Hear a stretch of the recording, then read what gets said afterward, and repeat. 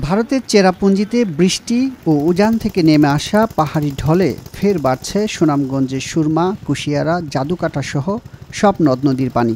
এরই মধ্যে সুরমার পানি বিপদসীমার ৩ সেন্টিমিটার উপর দিয়ে প্রবাহিত হচ্ছে। সেই সঙ্গে ঢলের পানিতে প্লাবিত হয়েছে নিম্নাঞ্চলের বেশ কিছু গ্রামীণ সড়ক। আর এতে আবারও বন্যা আতঙ্কে দিন পার করছেন জেলাটির ২৫ লাখ মানুষ। কাটতে না কাটতে যেভাবে পানি বাড়ে আমরা আতঙ্কিত।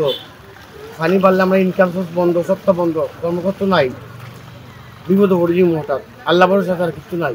আমরা জনগণ বাঁচতাম কি লাগান, আমরা সাধারণ মানুষ রিক্সা এবার অকল একবার আইয়া গেছে, সবটা বাড়ি ঘর সবটা ভাঙ্গে লইয়া গেছে, মানে আবার পানি আইছে। গতবার পানি আইছিল, আইয়া পানি নামছে, খুব ক্ষতিগ্রস্ত হয়েছে। পানি কমতে না কমতে আবার পানি আইছে। সোমবার সকালে ঢলের পানিতে ফের তলিয়ে গেছে পৌর শহরের উত্তর আরপিননগর, সাহেববাড়ি ঘাট, পুরানপাড়া সহ বেশ কয়েকটি এলাকার রাস্তাঘাট। এতে শহরের সাথে আবারও তাহিরপুর উপজেলার সড়ক পথে যোগাযোগ বিচ্ছিন্ন হয়ে পড়েছে।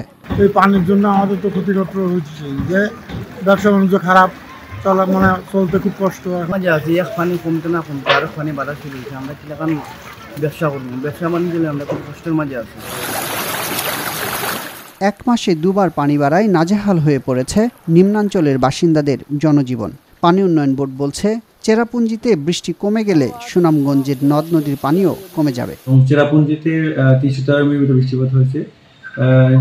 এই বৃষ্টিপাতের ফলে সুনামগঞ্জের নদ নদীর পানি বৃদ্ধি পাচ্ছে এবং ইতিমধ্যে সুনামগঞ্জে আজকে সকাল আজকে দুপুর ১২টায় সুনামগঞ্জের সুরমা নদীর পানির লেভেল প্রায় বিপদসীমার ১১ সেন্টিমিটার উপর দিয়ে প্রবাহিত হচ্ছে এবং আগামী ৪৮ ঘন্টা সুনামগঞ্জ উজানে বাইরে থেকে অতিবারে বৃষ্টিপাতের পূর্বাভাস রয়েছে। সেক্ষেত্রে আগামী ৪৮ ঘন্টায় সুনামগঞ্জে বন্যা পরিস্থিতি অবনতি হতে পারে।